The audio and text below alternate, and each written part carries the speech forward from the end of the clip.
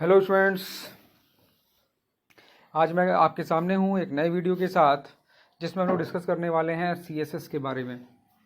और पिछले क्लास में हमने थोड़ा सा आपको बताया था CSS के बारे में इंट्रोडक्शन। उम्मीद है आपको समझ में आया होगा। ये वीडियो मैं फ्रेश बना रहा हूँ आप लोगों के लिए, जिसमें हम लोग डिस्कस करेंगे कि CSS यानी कैस्केडिंग स्टाइल शीट होता क्या है और इसे आप कैसे यूज़ कर सकते हैं और इसका इम्पोर्टेंस क्या है। तो थोड़ा सा इस वीडियो में हम लोग थ्योरी पार्ट देखेंगे और इसके बाद वाले वीडियो में हम लोग CSS को प्रैक्टिकल करके देखेंगे और उसको किस तरह से हम HTML के साथ अप्लाई कर सकते हैं वो भी हम लोग देखने की कोशिश करेंगे। तो पिछले क्लास में मैंने थोड़ा सा आपको इंट्रोडक्शन दिया भी था, जिसमें बताया था कि CSS का full form cascading style sheet होता है और HTML के साथ CSS को यूज़ किया जाता है। अभी हम लोगों ने पढ़ा है HTML और HTML में बहुत सारे टैग्स पढ़े हैं हमने, और एक बेसिक वेबसाइट कैसे डिज़ाइन करते हैं HTML में वो आपने सीखा है। और बहुत से लोगों ने बहुत से वेबसाइट्स छोटे छोटे डिज़ाइन भी किए हैं। अब अपने वेबसाइट को सुंदर कैसे बनाया जाए, अट्रैक्टिव कैसे बनाया जाए, उसके लिए हम यूज़ करते हैं CSS कैस्केडिंग स्टाइल शीट। तो अब आप CSS को HTML को बेहतर बनाने के लिए या HTML की कोडिंग से जो आपने वेबसाइट बनाया है उसको बेहतर बनाने के लिए CSS का यूज़ किस तरह से कर सकते हैं या CSS होता क्या है ये आपको जानना है। तो ये वीडियो आपके लिए इम्पोर्टेंट है। तो इस वीडियो में जैसा कि मैंने पहले कहा कि थोड़ा सा थ्योरी पार्ट देख लेते हैं और इसके बाद हम प्रैक्टिकल करके देखेंगे कि CSS को कैसे प्रैक्टिकली अप्लाई कर सकते हैं HTML के साथ। तो मैंने आपको बताया था कि CSS के बेसिक्स में स्टैटिक और डायनेमिक वेब पेज क्या होता है। ठीक है, तो देखिए इसका डेफिनेशन ही है, अ वेबसाइट और individual web page can be static और डायनेमिक।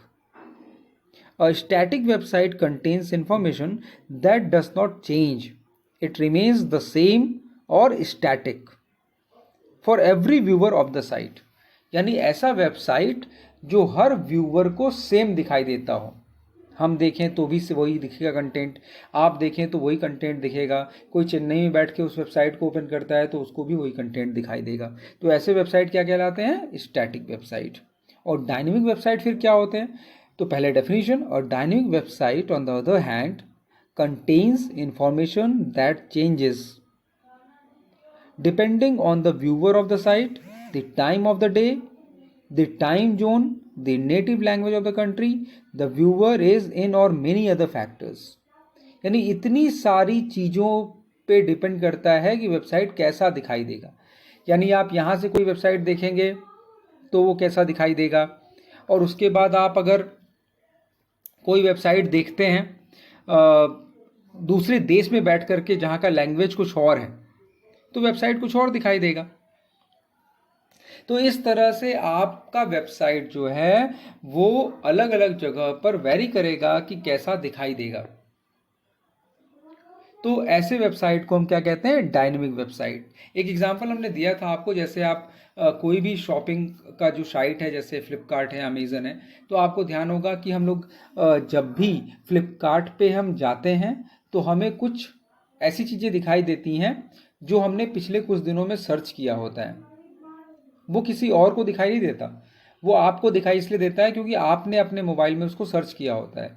दूसरे ने कुछ और आइटम सर्च किया होगा, दूसरा कोई है पर्सन जिसे लैपटॉप परचेस करना है तो वो लैपटॉप सर्च कर रहा था, लेकिन उसने परचेज नहीं किया और वो अगला काम करने लगा कुछ चेंज करके, तो उसको बार बार उस लैपटॉप का नोटिफिकेशन आता है उस फ्लिपकार्ट पे। आपने अगर कोई प्रिंटर सर्च करके छोड़ दिया है तो आपको उस प्रिंटर का नोटिफिकेशन आता है। ठीक है, तो इसका कहने का मतलब ये है कि जैसे जो भी आप सर्च करते हैं वो आपको नोटिफिकेशन में दिखाई देता है। ये होता कैसे? यानी कि आप एक अलग व्यूवर हैं और जो दूसरा लैपटॉप वाला है वो एक अलग व्यूवर था। दोनों व्यूवर अलग हैं, फ्लिपकार्ट एक ही है, लेकिन दोनों को अलग अलग दिखाई दे रहा है उसी सेम वेबसाइट पे। और यही है आपका डायनेमिक वेबसाइट या डायनेमिक वेब पेज, जो कि सेम वेबसाइट है लेकिन आपको अलग अलग दिखाई देता है। ये आप चेक भी कीजिएगा तो आपको समझ में आएगा। अब देखो इसमें एक टर्म आता है DHTML, जिसका फुल फॉर्म होता है डायनेमिक HTML। ठीक है, अब DHTML क्या होता है? DHTML में बहुत सारी चीज़ें इनबिल्ट होती हैं। डायनेमिक HTML, क्योंकि देखो खाली पेज बना देना कंटेंट का और आप वेबसाइट में उसको देख लें खाली नेम रोल नंबर लिख के, तो वो तो वेबसाइट का मतलब नहीं होता। वेबसाइट में बहुत सारी चीज़ें इनबिल्ट होती हैं, ठीक है। तो DHTML, डायनेमिक HTML जिसे हम कहते हैं, उसमें 4 चीज़ें मेन आती हैं। क्या क्या? HTML, CSS, जावास्क्रिप्ट और DOM, जिसे हम डॉम कहते हैं, डॉक्यूमेंट ऑब्जेक्ट मॉडल कहते हैं। तो होता क्या है ये, क्योंकि हमें तो HTML और CSS ही पढ़ना है, लेकिन फिर भी नाम जानते रहिए ताकि आपको आगे कहीं पढ़ना पड़े तो आपको चीज़ें समझ में आ जाए। तो HTML क्या है? It is the basic markup language, जो आप पढ़ते आ रहे हैं, to create web pages and render them on browser, यानी वेब पेज क्रिएट करना और उसको ब्राउजर पे देखना। CSS क्या है? देखो, short for cascading style set. It is stored set of design principle that tells how to format and display the element on a web page, यानी वेब पेज पे कंटेंट को किस तरह से डिज़ाइन किया जाए, ये डिसाइड करते हैं हम CSS में, ठीक है। और इसके बाद जावास्क्रिप्ट है, ये आपका स्क्रिप्टिंग लैंग्वेज है, और इससे आप HTML में बहुत सारी चीज़ें कर सकते हैं और उसको मैनिपुलेट कर सकते हैं। तो कभी मौका मिले तो इसके बारे में डिटेल हम लोग पढ़ेंगे। और डॉक्यूमेंट ऑब्जेक्ट मॉडल, किस तरह से आप HTML में एलिमेंट्स को डिफाइन कर सकते हैं या उसके हायरार्की कैसे बता सकते हैं, वो इसमें बताया जाता है, ठीक है।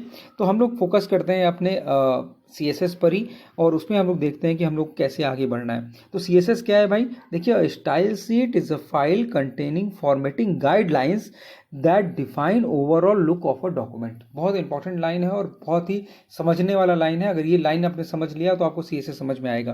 देखो, लिखा हुआ है, a style sheet is a file containing formatting guidelines that define overall look of document. क्या करता है ये? आपको एक गाइडलाइन आपने दे दिया CSS के थ्रू अपने HTML को। आपने एक HTML पे एक बायोडाटा बनाया अपना, जिसमें आपने नेम लिखा है, रोल नंबर लिखा है, अपना मार्क्स लिखा हुआ है, अपने फादर का नाम, मदर का नाम, यानी पूरा डिटेल लिखा हुआ है, ठीक है ना। लेकिन उसको अट्रैक्टिव बनाना है, डिज़ाइन करना है, तो आपने एक गाइडलाइन के लिए एक अलग से सीट बना दिया, जिसे हम क्या कहते हैं? कैस्केडिंग स्टाइल सीट, जिसे हम CSS कहते हैं। A style seat is a file, यानी अलग से फाइल होगा, कंटेनिंग फॉर्मेटिंग गाइडलाइंस, किस तरह का फॉर्मेट, किस तरह की चीज़ें दिखाई देंगी HTML का, वेब ब्राउजर का, वो आपका डिसाइड करेगा इस स्टाइल सीट से। A style seat is a file containing formatting guidelines that define overall look of a document. Overall look कैसा दिखाई देगा CSS, ये डिफाइन करता है, ठीक है ना। तो देखो, यहाँ पे एक लाइन खाली हम पढ़ देते हैं। यहाँ पे, in the late 90s HTML और coders notice that they were retyping the same old tag again and again on the same page, leading to a bigger HTML file and above all time consumption and frustration। क्या मतलब हुआ इसका? यानी कि शुरुआत में जो भी HTML की कोडिंग करता था, जैसे आपने अभी किया था इसके पहले, तो वहाँ पे क्या होता था कि एक ही डिज़ाइन को करने के लिए बार बार कोड लिखना पड़ता था। आपको ध्यान होगा, जैसे H1, H2, H3, H4, H5, H6, ये आपके हेडिंग के टैग्स हैं। तो मान लो आपने H1 को 20 बार यूज़ किया है अपने पूरे पेज में, 10 पेज का कोडिंग किया है आपने HTML का, 20 बार H1 को यूज़ किया है आपने। अब H1 के कलर को आप चाहते हैं कि रेड रहे, तो आप खुद बताइए, क्या आप H1 20 बार है तो 20 बार H1 के अंदर रेड रेड लिखना पसंद करेंगे, या एक बार बता दिया जाए कि भाई H1 जहाँ कहीं भी है उसका कलर रेड होना चाहिए, H2 जहाँ कहीं भी है उसका कलर ब्लैक हो जाना चाहिए, H3 जहाँ कहीं भी है उसका कलर ब्लू हो जाना चाहिए। यानी कि हम बार बार कोडिंग करने से बच जा रहे हैं। इससे क्या होगा?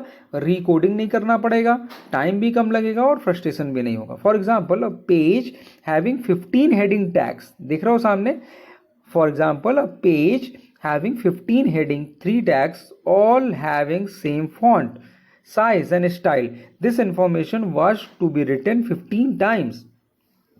बार बार लिखना पड़ेगा आपको। लेकिन आप CSS में क्या कर सकते हैं? एक बार बता दीजिए कि भाई H1 ऐसा दिखना चाहिए, H2 ऐसा दिखना चाहिए, H3 ऐसा दिखना चाहिए। तो कहीं भी पूरे डॉक्यूमेंट में H1, H2, H3 दिखाई देगा तो वो अपने आप फॉर्मेट कर लेगा, ठीक है। तो उम्मीद है आपको समझ में आ रहा होगा। देखिए, एक लाइन और पढ़ते हैं। CSS is an acronym for cascading style sheets which is a programming specification markup languages used for web development. CSS uses rules called styles to determine visual look of contents of a web page. यानी web page का visual look कैसा होगा, ये कौन decide करेगा? अब CSS design करेगा। CSS can set colours, fonts, backgrounds, borders, margins and even the placement of element on a web page. यानी क्या क्या डिफाइन करता है, क्या क्या बताता है CSS आपका कि भाई कलर क्या होगा, फॉन्ट क्या होगा, बैकग्राउंड कैसा दिखाई देगा, बॉर्डर कैसा होगा, मार्जिन कैसा होगा, या एलिमेंट का प्लेसमेंट क्या होगा, सेंटर में होगा, लेफ्ट होगा अलाइन होगा, राइट अलाइन होगा, सारी चीज़ें CSS। यानी डिज़ाइन पार्ट जो HTML का था वो छोड़ करके आपको CSS में करना होगा, और CSS में करने से क्या होगा कि एक बार में सारी डिजाइनिंग कर सकते हैं। आपने देखा होगा कई जगह HTML में लिखा रहता है कि भाई ये HTML5 इसको सपोर्ट नहीं करता, बहुत सारे डिजाइनिंग पार्ट को सपोर्ट नहीं करता। तो ये सपोर्ट नहीं करने का एक रीज़न ये भी है कि आप उसको डिस्करेज करता है कि वहाँ आप डिजाइनिंग पार्ट को ना करके आप CSS के थ्रू डिजाइनिंग पार्ट करें, क्योंकि वहाँ फैसिलिटी दे देगा तो आप यहाँ पर नहीं करेंगे। अब जैसे मान लो मारुति ने एक नया गाड़ी निकाला, ठीक है, तो अब वो मारुति 800 अगर बंद नहीं होगा तो आप नया गाड़ी नहीं खरीदेंगे। तो क्या करता है, पुराने को बंद करता है ताकि आप नई चीज़ों को देख सकें। इसीलिए बहुत सारी चीज़ें HTML से धीरे धीरे कम की गई ताकि CSS को आप प्रीफर करें, क्योंकि ये अच्छी चीज़ है। अब देखिए CSS में क्या है, जैसे कि आप जानते हैं कि हमने बताया कि बहुत सारे फ़ायदे हैं CSS के। जैसे इलस्ट्रेशन देखो दिया हुआ है, सामने एग्जांपल दिया हुआ है। स्टाइल शीट देखो अलग है, क्या दिखाई दे रहा है, प्लस में करके दिया हुआ है। ये तो आपने लेफ्ट साइड में HTML कोड लिखा हुआ है प्लस स्टाइल शीट लिखा हुआ है इधर, तो स्टाइल शीट अलग लिख दिया, HTML कोड अलग लिख दिया, तो उसका आउटपुट सामने आपके आ जाएगा। तो आपको कुछ भी चेंज करना हो स्टाइल शीट को खोलिए और वहाँ पे जाके चेंज कर दीजिए, तो पूरे HTML पेज पे आपके वो चेंज अप्लाई हो जाएगा। ठीक है, अब बेनिफिट्स क्या है भाई, page download faster sometime by as much as 50%। ठीक है, developers have to type less code and the web pages are shorter and neater. छोटा होगा HTML का कोड और साफ दिखाई देगा। The look of a site is kept consistent throughout all the pages that work of the same style sheet. Same style sheet अगर है तो सारा पेज सेम दिखाई देगा।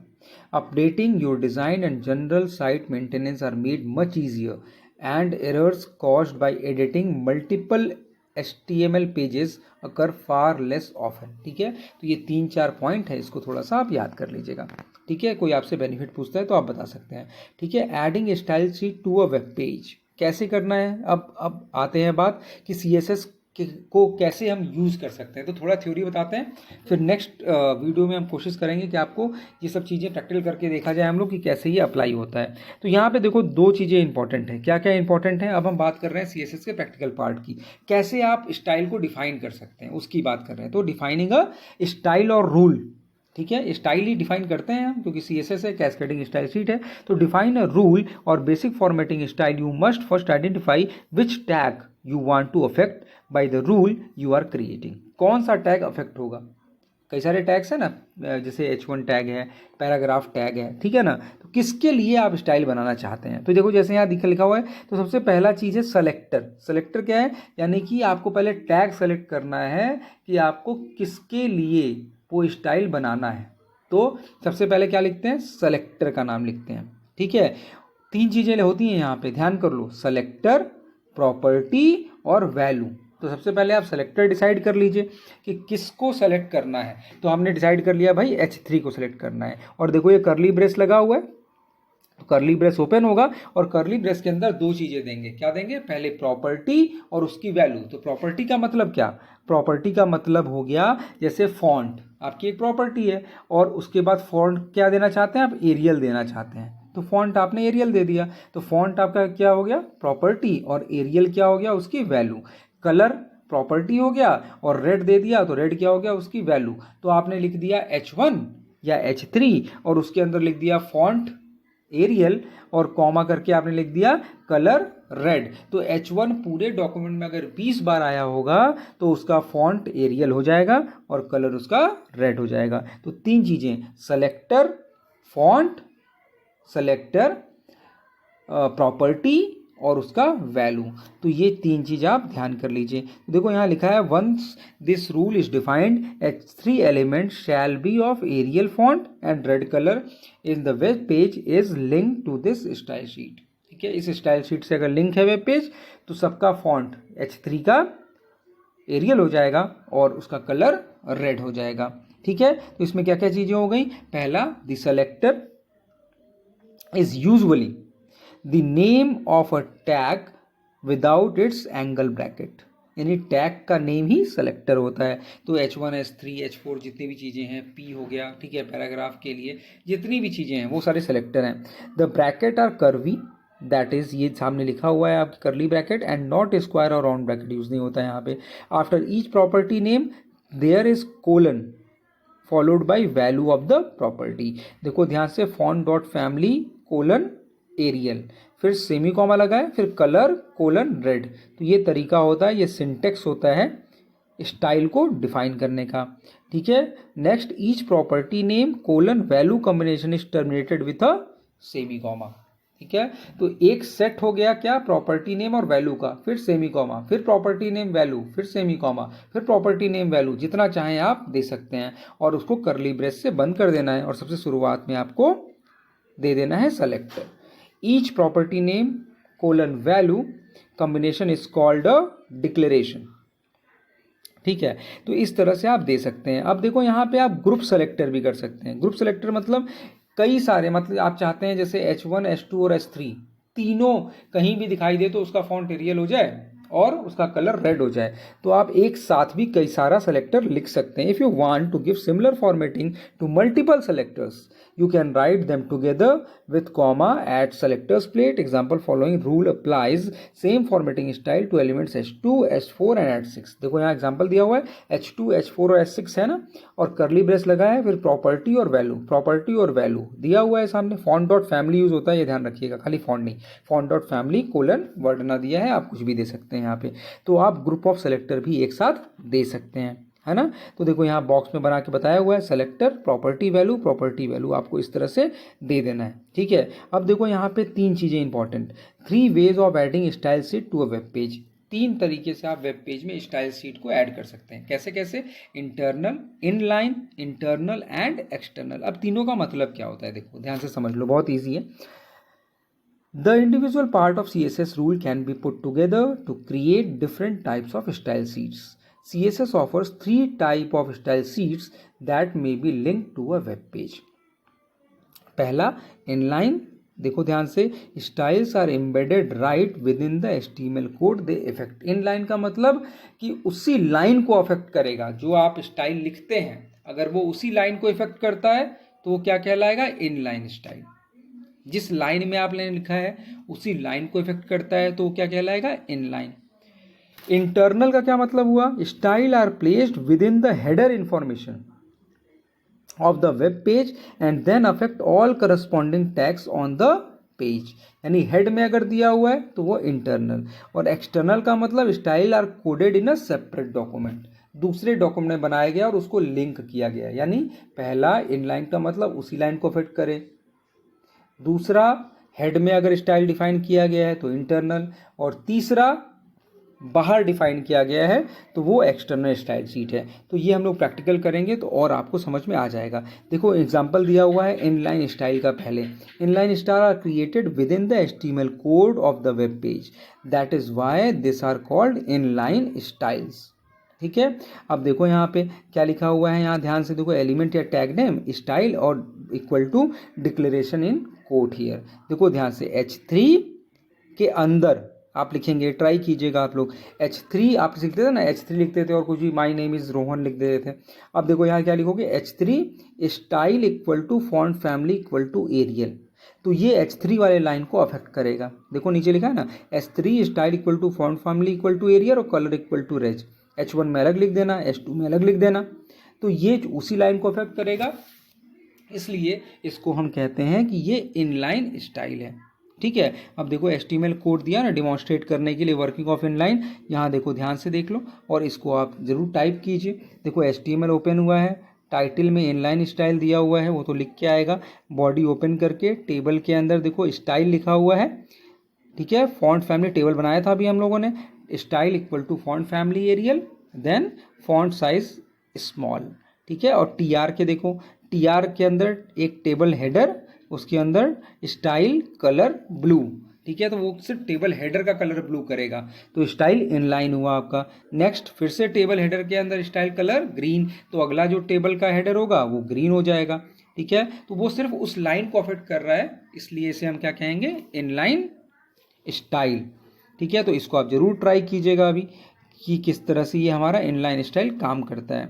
ठीक है, इसके बाद देखो इंटरनल स्टाइल क्या होता है। हमने कहा हेड के अंदर अगर आप स्टाइल डिफाइन करते हैं तो वो क्या कहलाता है, इंटरनल स्टाइल, क्योंकि वो पूरे फाइल के लिए काम करेगा।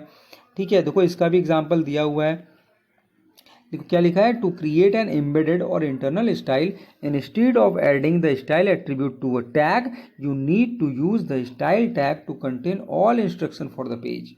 The style element must have type, देखो text oblique CSS as an attribute for the browser to read style rules properly. ठीक है, तो ये तरीका है इंटरनल स्टाइल को डिफाइन करने का। तो हेड फिर style type equal to text oblique CSS कीजिएगा और जो भी आपको डिफाइन करना है आप डिफाइन कर दीजिए। ठीक है, देखो नीचे एग्जांपल दिया हुआ है, देखो हेड लिखा हुआ है style type equal to text oblique CSS, ये तो लिखना है आपको क्योंकि इसी से बिगिन होता है। और उसके बाद देखो H3 ये लिखा हुआ है, यहाँ ध्यान से देखो, तो H3 font family Verdana colour blue. अब जहाँ भी H3 मिलेगा, जहाँ भी H3 मिलेगा तो वो स्टाइल बंद हो गया। ऊपर ध्यान से देखो, स्टाइल ओपन स्टाइल बंद, उसके अंदर H3 को डिफाइन किया गया है। तो पूरे पेज में अगर 10 H3 होगा तो सारे H3 का फॉन्ट वर्डना और कलर ब्लू हो जाएगा। ठीक है ना, तो ये ध्यान कर लीजिए। तो ये होता है आपका इंटरनल, यानी ये पूरे इंटरनल डॉक्यूमेंट पे ये स्टाइल अप्लाई हो जाएगा। ठीक है, तो ये दोनों आप जरा सा इसको ट्राई कीजिएगा। और तीसरा वाला स्टाइल शीट तो आपका वही हो गया एक्सटर्नल, उसके लिए हम क्या करेंगे, बाहर। ठीक है, क्रिएटिंग एंड सेविंग एक्सटर्नल, देखो यहाँ पे तो ये नोटपैड ओपन करके क्या करना पड़ेगा, एक स्टाइल बनाकर, कैसे बनाते हैं वो हम देखेंगे। और उसके बाद उसके एक्सटेंशन क्या होगा, .css। अभी हम जो HTML बनाते थे उसका एक्सटेंशन क्या होता था, .html। तो अब हम जो बनाएंगे उसका एक्सटेंशन होगा .css।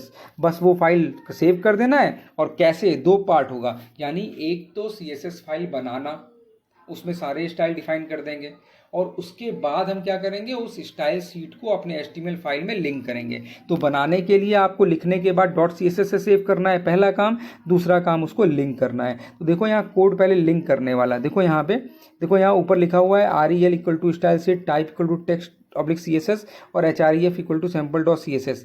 आप लिंक करने का तरीका पहले देख लो। देखो क्या लिखना पड़ेगा, HTML के डॉक्यूमेंट में लिखना पड़ेगा लिंक REL इक्वल टू ये type equal to text CSS href equal to sample.css। तो ये तो आपके लिंक करने का तरीका है। देखो यहाँ भी दिखा हुआ है एग्जाम्पल 5.3 में, देखो दिख रहा है आपको, क्या लिखना पड़ेगा, href इक्वल टू sample.css।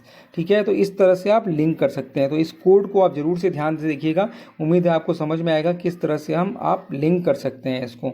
ठीक है, तो आज के लिए इतना छोड़ते हैं, और नेक्स्ट क्लास में हम लोग कोशिश करेंगे कि थोड़ा सा इसको प्रैक्टिकल किया जाए। तो थोड़ा सा आप थोड़ी अपना मजबूत कर लीजिए, तो कोशिश करेंगे नेक्स्ट क्लास में इन सारी चीज़ों को हम प्रैक्टिकली देखते हैं कि किस तरह से हम CSS फाइल बनाते हैं और उसको कैसे लिंक करते हैं, या फिर इनलाइन, इंटरनल और एक्सटर्नल CSS किसे कहते हैं। ठीक है, तो आज के लिए इतना ही। Thank you very much.